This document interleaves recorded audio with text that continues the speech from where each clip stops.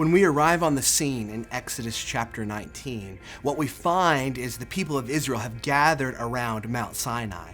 And it says in Exodus 19 that God spoke to Moses and the people, and this is what he said.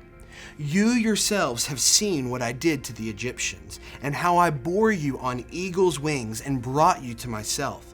Now therefore, if you will indeed obey my voice and keep my covenant, you shall be my treasured possession among all peoples, for all the earth is mine, and you shall be to me a kingdom of priests and a holy nation.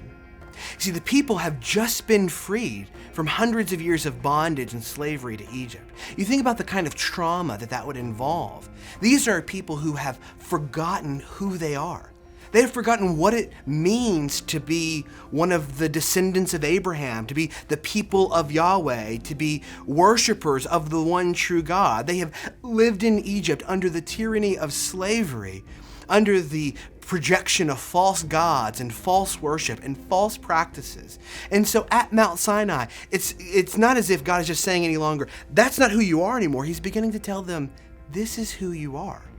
This is your story. I am your God. You are my treasured possession among all the peoples. You are a kingdom of priests and a holy nation. Sinai is significant for the story of the book of Exodus because in the Exodus event, when God delivers them, he's saying, no, that's not who you are. But at Mount Sinai, he's saying, this is who you are. You are my people. You belong to me.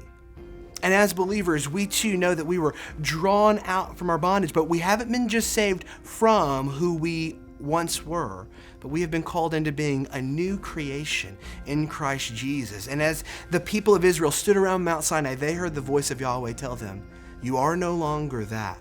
You are my people. You are my treasured possession.